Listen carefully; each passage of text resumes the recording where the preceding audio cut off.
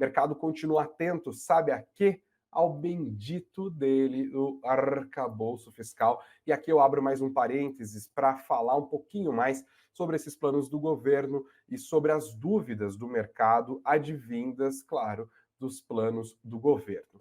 O ministro da Fazenda, Fernando Haddad, reconheceu ontem que o governo vai precisar ampliar as suas receitas em até 150 bilhões de reais para que o arcabouço entregue as promessas de resultado primário que foram apresentadas pelo governo na semana passada.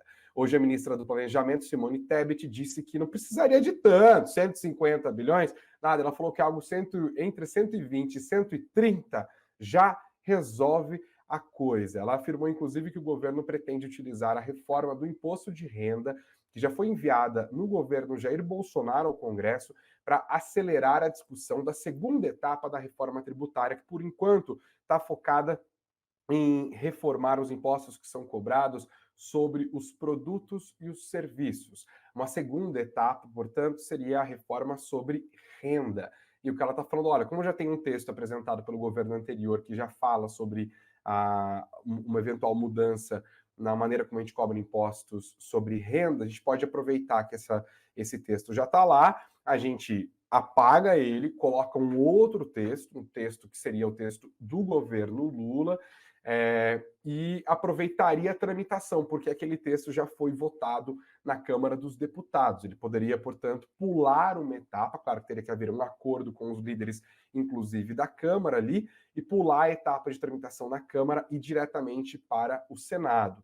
Então, o governo mandaria um texto substitutivo para o relator da reforma no Senado Federal, o Senado votaria a proposta, aprovaria o texto base, faria suas alterações de destaques, aprovaria o texto finalmente ali, para a Câmara ver se concorda ou não com as alterações, porque os destaques têm que ser validados pela primeira casa, a gente está falando de uma proposta que precisa de ampla maioria, e finalmente o texto iria para a sanção presidencial. A ideia da Simone Tebet aqui é pular uma etapa para acelerar a reforma sobre o imposto de renda e ajudar o governo nessa tarefa hercúlea de fazer o Brasil voltar a registrar superávites primários. O que acontece aqui, investidores, é que o governo está catando as moedinhas lá no fundo do cofrinho. Sabe quando você você tem que dar um dinheiro trocado ali, aí você pega no fundo do bolso e puxa e abre a carteira e vira ao contrário? É isso que o ministro da Fazenda, Fernando Haddad, e outros integrantes da equipe econômica do governo Lula estão fazendo neste momento. E aí há uma solução assim que não está apresentada. Porque o Haddad chegou a dizer, por exemplo, que o governo poderia levantar até 15 bilhões de reais com apostas eletrônicas. Também falou no valor de 8 bilhões de reais que o governo poderia levantar com a tributação do que o Haddad classifica como contrabando digital. Sabe essas compras de AliExpress, de Shopee, de Shein e tal? Essas compras hoje muitas vezes não são tributadas porque os fornecedores chineses, esse comércio que se chama no comércio eletrônico cross-border, muitas vezes vendem como se registram as operações, não como se fosse uma empresa vendendo para um consumidor, e sim como se fosse uma pessoa vendendo para uma outra pessoa. Pessoa física para pessoa física, isso significa uma isenção de tributação até US$ 50 e, portanto, uma evasão tributária advinda desse valor, que, segundo o governo, somaria até 8 bilhões de reais por ano. Mas o fato é, o governo apresentou a sua carta de intenções, e eu vou tratar isso dessa maneira. O arcabouço fiscal, da maneira como a gente conhece ele até agora, não é muito mais, investidores, do que uma carta de intenções. Eu vou explicar para vocês qual que é o contexto em que se insere a bendita da proposta do arcabouço fiscal. Basicamente, o Brasil já tem um histórico ao longo dos últimos 30 anos de conviver com regras fiscais importantes. A gente teve, depois do Plano Real, o tripé macroeconômico, e um dos aspectos do tripé macroeconômico era a geração de superávit primário. Que diabos é isso, Gregory? Basicamente, é a diferença entre o que o governo arrecada e o que o governo gasta, excetuando-se as despesas para pagamento do serviço da dívida pública, que é o pagamento de juros. Esses juros não são pagos ali, eles são rolados. Então, a diferença entre o que o governo, porque gera-se nova dívida para pagar aquilo lá, e aí você vai esticando os pagamentos, entendeu? Então, a diferença entre o que o governo arrecada e o que o governo gasta, tirando os gastos com o serviço da dívida, é o resultado primário. Se o saldo for positivo, temos a geração de superávit. Se o saldo for negativo, temos a geração de um déficit primário. Essa diferença é importante que esteja no positivo para a gente conseguir ir abatendo aquele estoque de juros da dívida e diminuindo a relação dívida-PIB do Brasil. Porque este é um dos fatores que os investidores consideram na hora de cobrar juros do país quando o país emite novas dívidas. Você, como qualquer banco, o banco fala: oh, se eu quero, eu bato lá no Bradesco, falo: olha, Bradesco, eu quero emprestar 10 mil reais. Eles olham ali e falam: olha, Gregory, tô olhando seu salário aqui, tô olhando o seu perfil de dívida e tal, beleza, te empresto 10 mil reais com 2% de, de juros ao mês. 2%. É uma graninha. Beleza. Aí eu chego no mês seguinte e falo: olha, eu vou precisar emprestar 12 para cobrir aquele empréstimo que eu tinha feito antes e rolar outras dívidas. Ele fala: olha, agora o seu perfil já é um pouco mais de risco, eu vou cobrar um pouco mais de impostos para emprestar esse dinheiro. E é justamente essa estrutura. Claro que emprestar dinheiro para um país é bem diferente de emprestar dinheiro para um pobre jornalista como este que vos fala. Mas a dinâmica de análise de risco na hora de você cobrar juros diante de um empréstimo é bastante parecida. Claro que o Brasil tem outras características. O pessoal compara, por exemplo, mas os Estados Unidos têm muito mais dívida que o Brasil. Óbvio, a capacidade de pagamento dos Estados Unidos também é muito maior do que a nossa. É a mesma coisa que emprestar dinheiro para mim ou para o Thiago Reis. A capacidade de pagamento é diferente, entendeu? Mas o Brasil, por isso que a gente tenta comparar o nível de relação dívida-PIB do Brasil com outros países emergentes. E aí, nessa comparação, a gente tem uma desvantagem. Mas temos outras vantagens, por exemplo, nossa dívida em dólar, em moeda estrangeira, é muito pequena perto de outros países. A gente tem grande parte da nossa dívida em moeda brazuca, em real.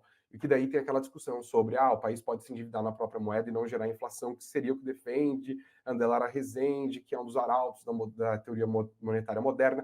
Não vou entrar nessa questão, ela não faz muito sentido. O próprio ministro Fernando Haddad, para alívio do mercado financeiro, afastou a possibilidade de ser um fiel escudeiro, né, um fiel da igrejinha da teoria monetária moderna, afastou essa possibilidade, falou: não, isso gera inflação sim, não concordo com isso, expansão de base monetária gera inflação.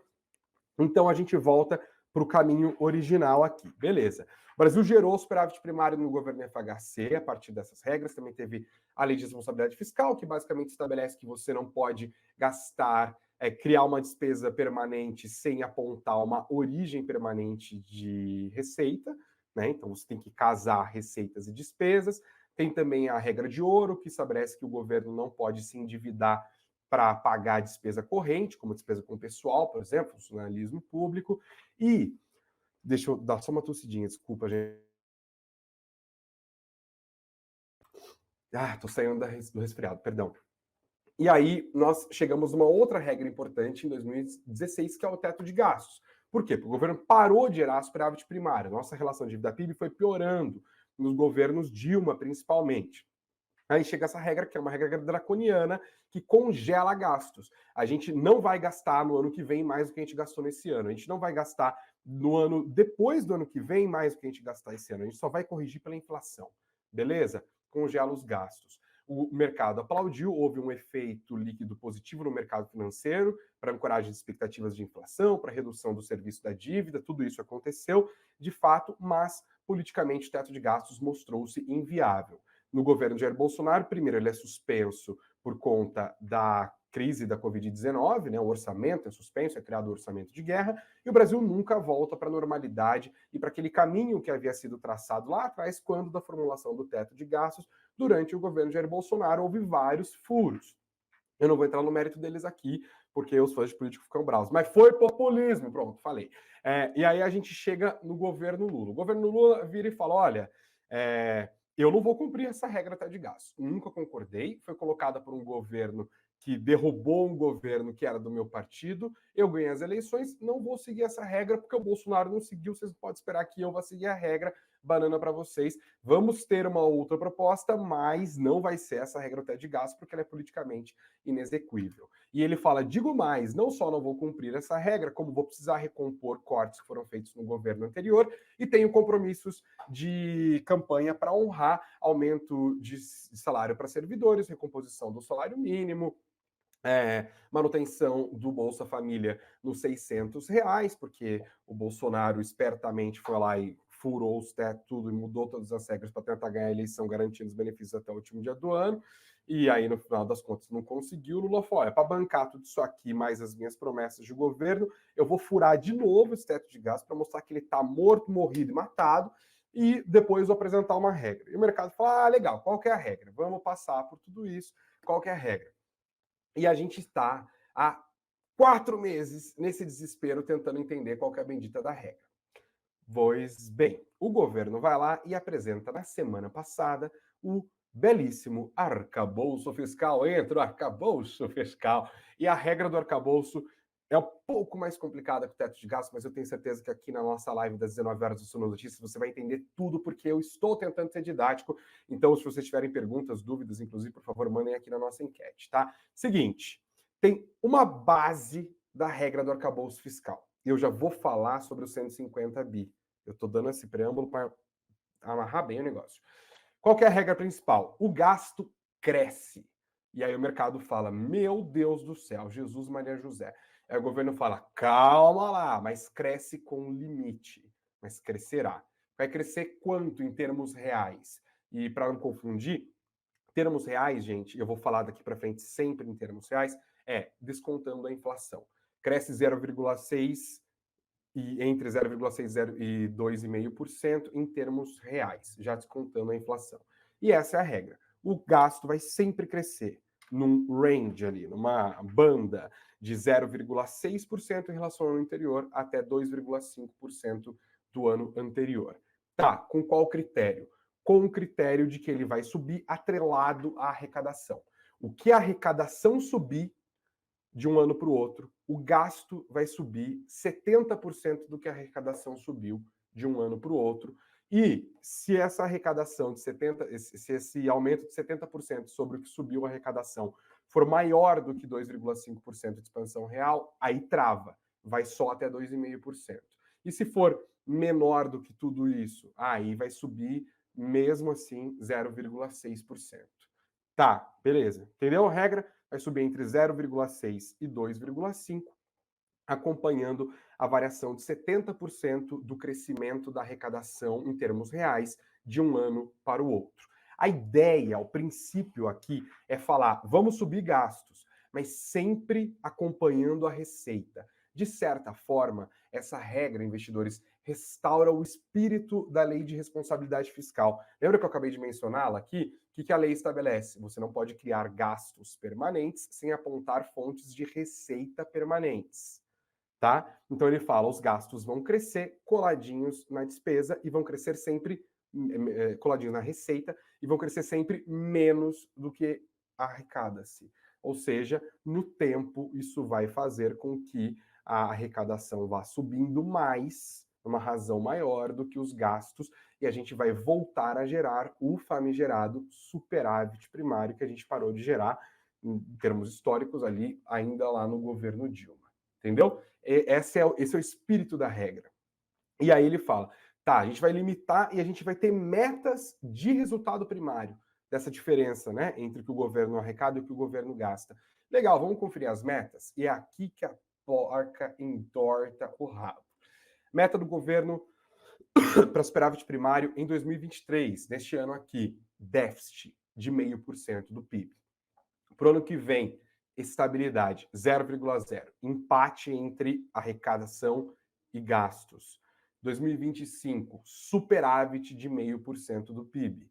2026, superávit de 1% do PIB. Mas essas metas não são fixas. Elas também têm uma banda de variação, igual tem uma banda de variação, por exemplo, as metas de inflação do Banco Central. A gente vai falar, por ano que vem a meta é de 3%, mas tem uma banda de variação de 1,5 ponto percentual. Significa que se a inflação no fim do ano que vem, cuja meta é 3%, ficar entre 4,5%, que é 3 mais 1,5%, e 1,5%, que é 3 menos 1,5%, o Banco Central configura que conseguiu fazer com que a meta de inflação fosse atingida. E a meta de resultado primário também tem uma banda de variação, nesse caso de 0,25 ponto percentual para mais ou para menos. Então, se a meta do ano que vem é zero e o resultado primário vier entre um superávit de 0,25% do PIB e um déficit de 0,25% do PIB, meta batida. 2025 é 0,5% de superávit a meta. Então, se vier entre um superávit de 0,75% do PIB e um superávit de 0,25% do PIB, meta foi batida. A questão é, e se o resultado primário não atingir a base da banda? Ou seja, se ele não atingir o mínimo do mínimo, aí o crescimento dos gastos para o ano seguinte fica limitado a 50% do que crescer a arrecadação do ano seguinte, entendeu? E não aos 70% da regra original. É disso que se trata. E o mercado olhou para tudo isso, entendeu as propostas e tal, e os economistas foram fazer o quê? Conta, que é para isso que o economista é pago. Foram fazer contas e todos rapidamente chegaram ao consenso de que, para atingir as metas de menos meio nesse ano, zero no ano que vem, mais meio em 2025 e mais 1% em 2026, último ano do governo Lula, tá faltando grana considerando as estimativas de arrecadação que o governo tem hoje. A gente não vai conseguir atingir esse resultado primário. Lula, Haddad, não vamos conseguir. Tá faltando dinheiro. Você está contando com uma arrecadação e você não está dizendo de onde vai sair essa grana. Então quer dizer que você vai aumentar os impostos? E aí o Haddad diz: não, não, não, não, não, não, calma lá, não vamos aumentar impostos. E aí ele reafirma: não serão criados novos impostos e as alíquotas atuais não serão ajustadas, não serão ampliadas. Então, da onde que vai sair essa grana? E outra, quanto será essa grana? Aí a gente volta para essas falas iniciais do Haddad, estimando 150 bilhões, e Simone Tebet estimando 130 bilhões. Mas peraí, Greg, é 150 bi, 130 bi agora em 2023? Não. São 150 bilhões de reais fixos, recorrentes, como explicou o secretário do Tesouro hoje em entrevista ao Jornal Nacional de São Paulo, Rogério Seron. Então o governo precisa, sem aumentar impostos, sem criar novos impostos e sem subir as alíquotas dos impostos já existentes, descobrir um jeito de botar nos próprios cofres 150 bilhões de reais a mais de maneira recorrente todos os anos até o fim do governo Lula, pelo menos para entregar um resultado primário crível dentro das bandas da meta de resultado primário definidas a partir da formulação do arcabouço fiscal. Ó, nossa, agora saiu. Entenderam? Então o mercado falou: beleza, Haddad, matou a cobra. Mostra o pau agora. Como que você vai fazer isso, né? E é isso que o mercado está tentando entender até agora, nervoso e ansioso, porque o governo não mostrou exatamente como vai fazer isso. Haddad tem dito que vai haver uma reformulação na base fiscal do Brasil. Isto é, ele diz que ele olha para a base fiscal, ou seja, para os setores que contribuem com a arrecadação do governo, e diz que existe uma tal de Câmara, de uma área VIP do sistema tributário brasileiro, que são grandes empresas, grandes capitalistas que usam de subterfúgios legais para não pagar os impostos devidos. E que isso é uma distorção tributária importante e que o governo vai atacar diretamente essas distorções tributárias. Subvenções, desonerações e por aí vai. Além de setores que hoje não estariam pagando os devidos impostos. É aí que entram as apostas online, por exemplo, desses sites, dessas empresas que patrocinam os grandes clubes de futebol do Brasil. Praticamente todos hoje são patrocinados por empresas desse tipo. Elas não pagam impostos, o governo quer cobrar impostos sobre elas.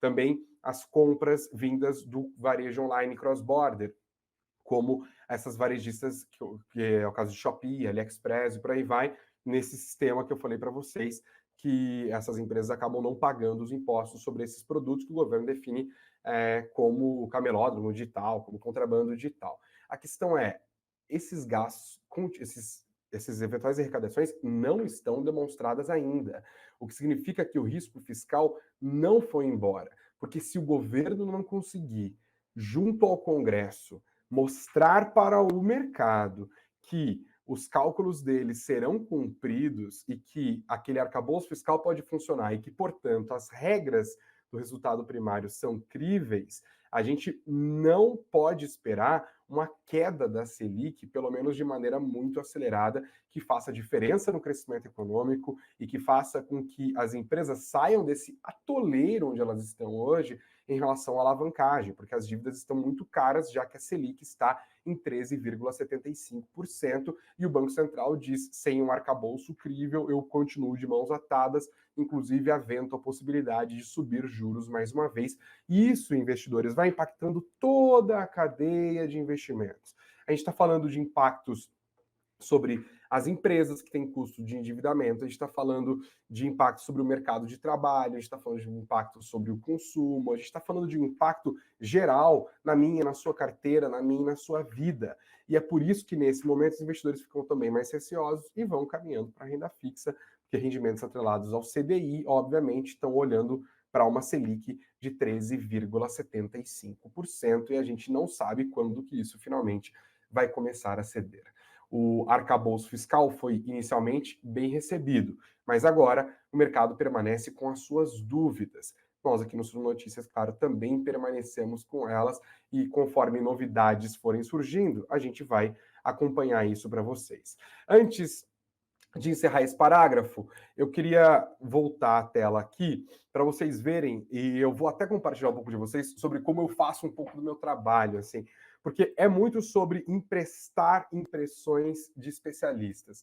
E eu empresto essa impressão do Sérgio Vale, economista-chefe da MB Associados, numa carta quinzenal que ele manda para os seus clientes. Ele me manda gentilmente, assim como outras fontes mandam também essas documentações, e aqui ele dá um plano geral. É isso que eu falei, economistas fazendo conta. Olha só como isso aqui é representativo de como o mercado recebeu o arcabouço fiscal. Tá? E eu trago isso para vocês, eu sei que a nossa audiência aqui é composta basicamente por investidores pessoa física, mas é importante que a gente entenda esses meandros, porque isso impacta claramente as nossas carteiras. Tá? Olha o que ele escreve aqui. Ele fala sobre as metas de superávit, né? Ele fala, mas ainda, para gerar os superávites requeridos, que novamente já são baixos, né? Essa lista de metas de superávit que eu mencionei agora há pouco, o governo terá de ter uma forte expansão da arrecadação nos próximos anos para gerar esses resultados. Em nossas estimativas, a arrecadação real, ou seja, para além da inflação, terá que crescer 5,8% por ano entre 2024 e 2026 para gerar os resultados de primário que o governo estima, esses resultados que ele chamou de baixos. Consideramos para isso um PIB médio de 2% por ano, crescimento da economia de 2% ao ano, já a partir do ano que vem, e uma elasticidade receita-crescimento de 1,4, ou seja, quanto cresce em relação a quanto a economia cresce em relação à arrecadação que isso puxa junto, tá? A razão disso é de 1,4. Números por si só já podem ser considerados otimistas. Então ele fala, olha, pegando uma projeção otimista do quanto o PIB vai crescer e de quanto o PIB crescendo puxa a arrecadação, essa arrecadação teria que subir 5,8% ao ano entre 2024 e 2026 para gerar os resultados primários estimados pelo governo, que são resultados primários baixos. Crescer isso de receita dependerá de fatores que são imprevisíveis. Diferente de uma regra de gasto, em que se tem mais controle sobre as variáveis que envolvem o aumento do dispêndio, a arrecadação é imprevisível. Depende do crescimento e de medidas de aumento de impostos por parte do governo. Para entregar o superávit pretendido pelo governo por essa regra, ele terá de aumentar a arrecadação em quase 350 bilhões de reais de hoje até 2026. O governo falar em taxar fundos exclusivos, jogos e outros itens que certamente não conseguirão entregar os resultados necessários.